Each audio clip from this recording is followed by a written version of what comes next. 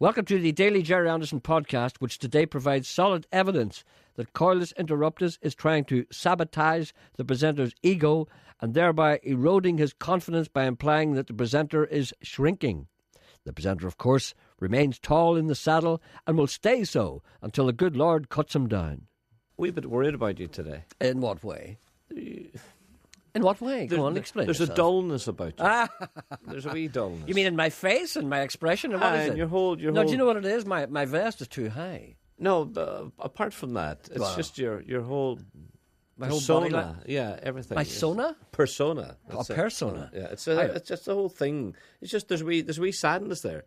Well, maybe it's because there's a story there to be told. I think that's all I'm thinking. There's no story. Are you adjusting the levels? I wish you would. I'm adjusting the levels. Yes, I thought that. That's what I told you earlier. Everything is fine. No, there's a story to be told. There is no story. There is, and you know, I know, there is a story to be told. There is no story here. I'm perfectly normal today. I think I look fine. Oh, yes, you look okay. I'm fine. There's nothing wrong with me today. There's a dullness. There may be a dullness because... You need another coat of paint. You know what I mean? Maybe I need scumbled. No, there's nothing wrong with me. Are you few sure? quid. I'm worried about my finances. Don't worry about that. BBC aren't paying me enough money. Not at all. You worry about money. Don't worry about that. Well, it's not that, really. It's something else. Oh. If you can laugh, you can't put a price on laughter. Yes, you can. No, you can't. Yes, you can. You can't, no. No, it's not that. It's not about money. I'm just saying that well, there is something, yes. Yes, I knew there was something. I can't really talk about it. It's very personal, and it's of a medical nature. Yes. That's all I can say. I know that. And nothing to do with what Nolan was talking about. Nothing serious. I'm not implying that at all. It's something that it happens to people, and is it what we were talking about yesterday? No, and what I talked about yesterday this morning. It's not that. I talked to Emma about it, and Emma has noticed it as well. Emma has noticed it as well. Mm-hmm. Something about me? Yes. About me getting smaller? Yes. No, that's not true. You made that up. I did not. I am not getting smaller. You are. I am not getting smaller. You are. Please believe me. It's a medical fact. Your bones and your muscles, as you get older, start to shrink. But I accept that. Maybe a centimetre here, a centimetre there. But what you're implying is that 3 centimetres a man will shrink. 3 centimetres a man will... Well, I'm not going to shrink overnight 3 centimetres. What am I, some kind of a thing left out in the rain? But you've reached your 3 centimetres. I haven't reached it. You have. You're down. I know you're... I may be down, but I'm not out. I am not visibly smaller. You're a wee man. I'm not a wee man. I'm the same size as I always was. The medical profession now comes under some scrutiny concerning mischievous and cryptic notes that doctors allegedly often make on the charts of unsuspecting patients who know no better and are unaware of the jargon. If you looked at your chart and you see CTD, what do you think that means? Oh, I know all those.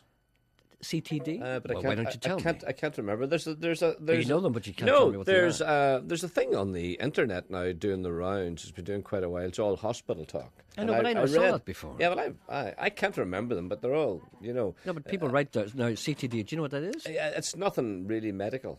It's circling the drain.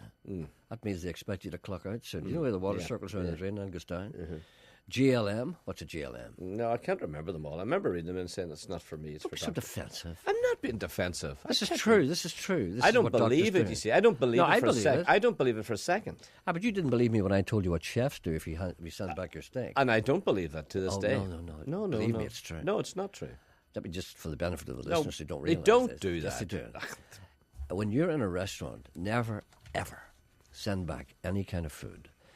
For instance, it's quite easy to do that. You think you're being clever and urbane, and you're sitting there, right, and the steak comes, and you say, oh, I'm sorry.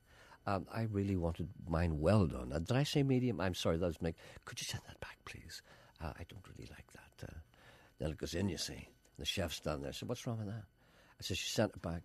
I said, well, what's wrong with it? He wants it well done. Oh, I didn't say it in the first place. And then he puts a big gob in it.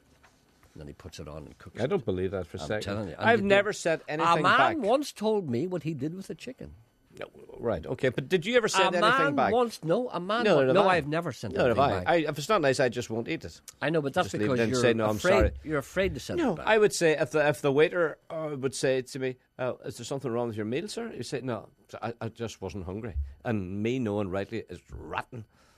But I was just saying, no, I wasn't. It's because you're a Catholic. You see, You're- Protestants say things. They do not. Yeah, they have more confidence than us. You see, we're just happy to get something. You see, and if anybody gives us food at all, it's, thank you very much, sir. Thank you very much, sir. Thank you very much, Dad. Thank you very much. And we don't say anything. We don't complain. But Protestants say, "Excuse, come over here. I don't like this. This fish is not right. This fish is a little off. Take that back." See, we would never do that in a million years. We'd be afraid we'd be thrown out. GPO. What does that mean? Gone. Good for parts only. Yeah. Teeth. TEETH. Tried everything else. Try homeopathy. UBI. That's the one I like. Unexplained beer injury. I don't believe that for a second. Neither do you. I know doctors.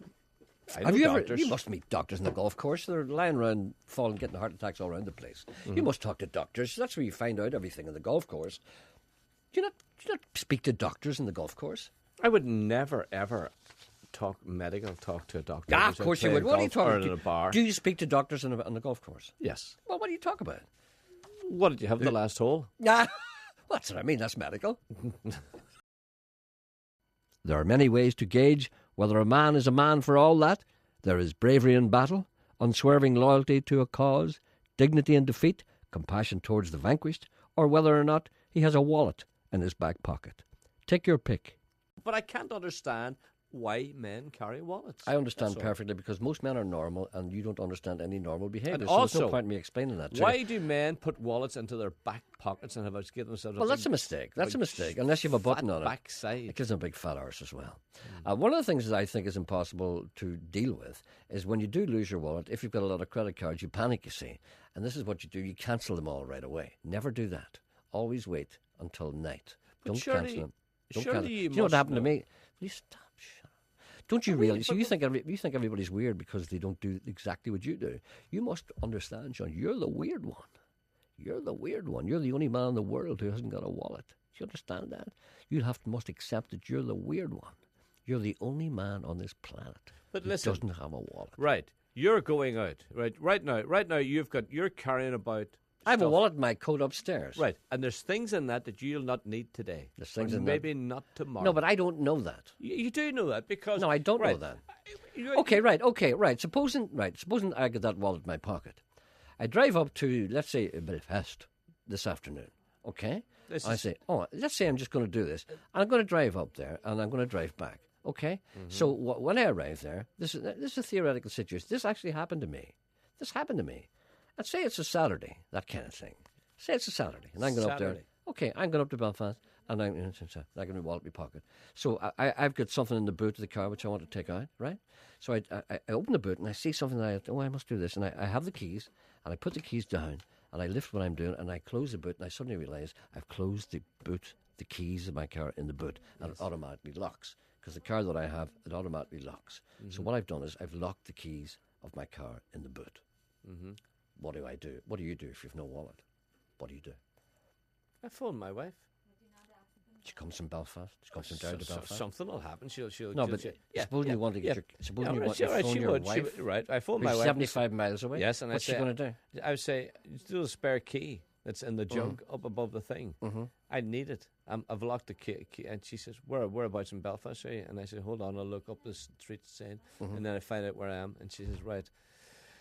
We'll have to get it down to you somehow. Mm-hmm. But wouldn't it be easier if you phoned a guy up and gave him your credit card number and he came out and opened your boot and you give him 20 quid? Right, well, I could do that. We could do that. You couldn't do that. Listen. You couldn't do that because you have no money, you have no wallet. Listen, I could phone my wife and say to my wife, I've locked the keys in the car. And she said, well, hold on, I'll phone the AA and give him your credit card number and tell him where you are. And then the man will come to me. But you don't have a credit card.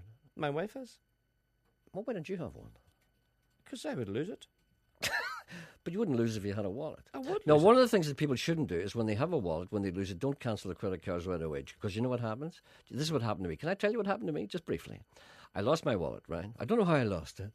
But anyway, I cancelled all the credit cards. And then I said, I better go to the police station here the next day.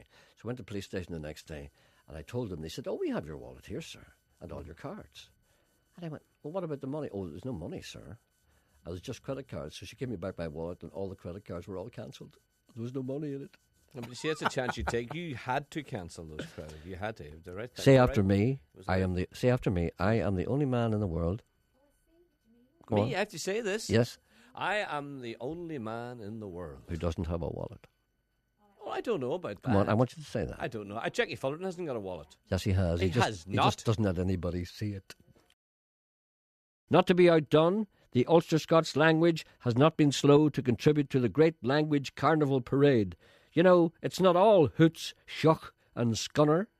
A lady has sent me this Ulster Scots medical dictionary. Have you seen this? No. Some Ulster Scots terms. Artery. Right. That's the study of paintings. Bacteria. No, won't do that one. No. Barium. That's what doctors do when patients die. Benign. That's what you are after you're 8. Caesarean section. Where holidaymakers go. It's a neighbourhood in Rome. Cat scan. Looking for your cat. Cauterize. I made contact with a girl in a bar. Coma. A punctuation mark. Dilate. To live long. Enema. Not a friend. Faster. Quicker than somebody else. Fibula. Small lie. They're better. Impotent. Good. No. Distinguished, well known. Or get up with that, you impotent brat. That Mr. McGuire. Labour pain. Getting hurt when you're working. A medical staff. That's a cane the doctor uses to walk. Morbid. No. The higher offer. Nitrates. Nitrates. That's cheaper than day rates. Node. What? Node. Node. You get nodes in your throat. Aye. Means I knew it. Oh. Outpatient. A person who's passed out. Pelvis. Elvis's second cousin. Post-operative. Postman. Recovery room. A place where they do furniture. Rectum. Nearly killed him. God. Secretion. To hide something. Seizure. A Roman emperor. A tablet. Small table. Terminal illness. Getting sick in the airport bar. Tumor. 1 plus 1 more. Tumor. Urine. As opposed to you're out. Thank you for listening. Back tomorrow.